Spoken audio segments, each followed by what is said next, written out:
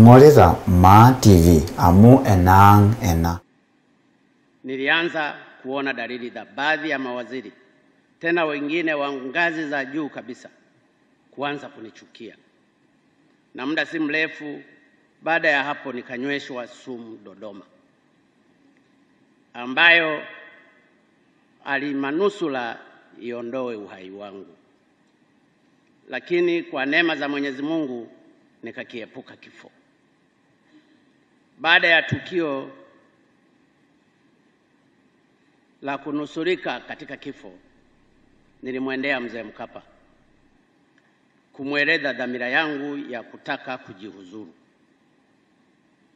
Nakumbuka siku hiyo aliniangalia kwa jicho la baba na mwana, akinihurumia. La pili, pia kunipa ujasiri, na baada ya dakika chache akaniambia, na nukuu, "Njoo nikafanye kazi, kamtangulize Mungu." Baada ya hapo nikapewa ulinzi, nikaendelea kuchapa kazi. Katika tukio hili nilimwona Mzee Mkapa kuwa ni mtu anayekupa matumaini hata kama wewe mwenyewe umekata tamaa.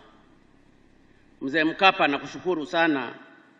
Nimejifunza kutokuwasifu wateule wangu hata kama wanafanya mazuri mengi, kwa sababu ninajua yasije yakawapata yaliyonipata mimi baada ya wewe kunisifu.